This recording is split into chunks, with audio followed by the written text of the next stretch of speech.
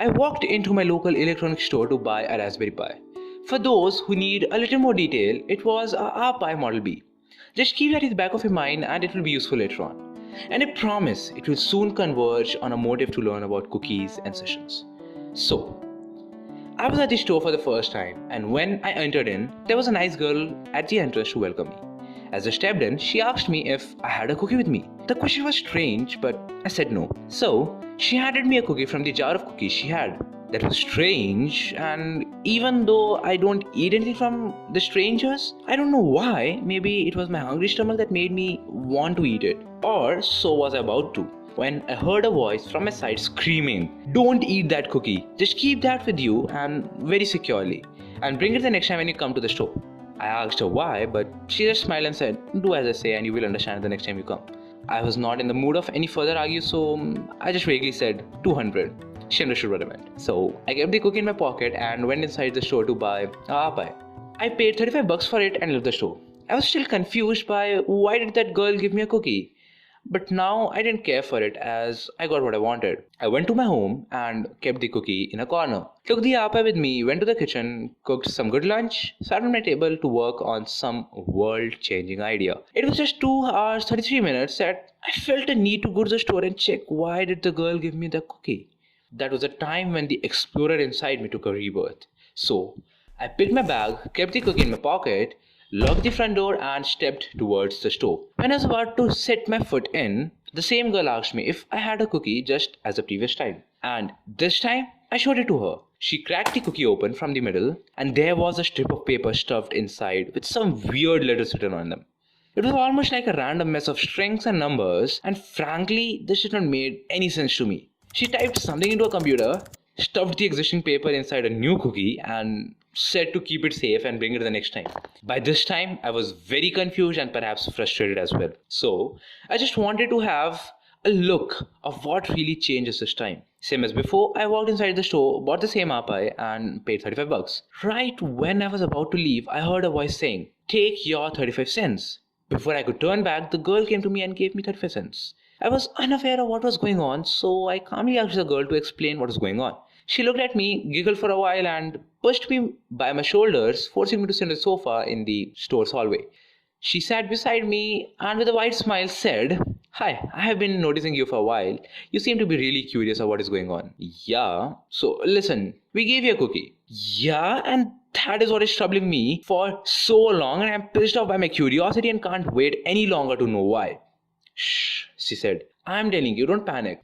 So you are given a cookie in case you are new to the store, and we know that by any existing cookie you might have.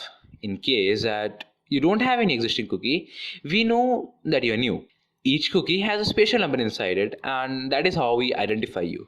So the plan is that for the first time, you will have to pay the complete cost of our pie that you are buying. Then the next time you come and you have a discount of 1%. So the next time when you have to pay 35 cents less and so on till your 35th visit. By then you will get a discount of 35%, after which you will always have to pay 35% less. So if you lose your cookie, you basically lose everything and existing identity you have. So you're given a new cookie. And we keep a track of all of the users and their visits to make sure that we give them their well-deserved discounts. In case you lose the cookie you had, you have to prove your identity that you have come here before, and that is by your credit card number and the details that we have about you.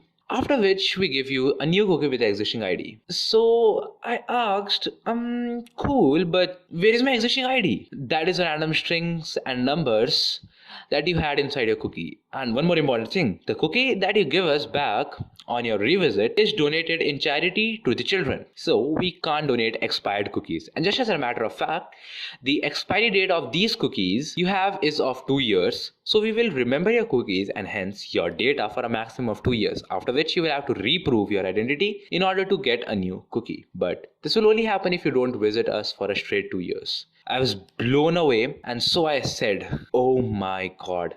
I didn't know that there's such an amazing system to help recognize me. Is everything always as utopian as you have planned?" She seemed a little worried about it, but she finally spoke. That's an interesting question. Well, no. Things do go wrong when people try to do nasty things with their cookies. If you remember, I said you to keep your cookies safe. Part of the reason is this. At times, people come in front of the shops and they start asking for cookies as though they are the employees of the store. Others trust them and they steal their cookies and buy stuff at a discounted price and later sell them costlier.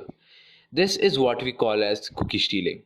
So, always make sure that you give your cookie to the right person, but you can't always be protected against this attack as you don't have any method to stay aware of whom to give the cookie and whom not to, as they too claim to be from the same store. So for that, we as a store needs to work somewhere, and that is how the entire world is working, or so to speak, the entire internet.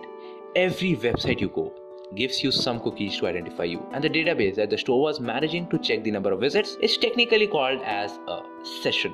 So cookies and sessions combine to make a really good user experience. But we have a lot of safety to be taken as well. Cookie stealing can be very dangerous. In this case, it just made a way of raspberry smuggling. But in the world of internet, I don't need to tell you what would go wrong if your bank's website cookie is stolen. In such a case, be ready to see a lot of "thank you for shopping with us" messages on your phone from all sorts of weird stores around the globe. So stay safe, stay smart, and now you know a lot more about the internet than you did 7 minutes ago. Share this to share safety, knowledge, and people think that you are seriously genius computer nerd when you talk about internet scams or steal as a cookie stealing undertaken very obnoxiously by cleverly placing scripts into what is called as an access attack into the client's browser. Stay curious, stay subscribed. Bye bye.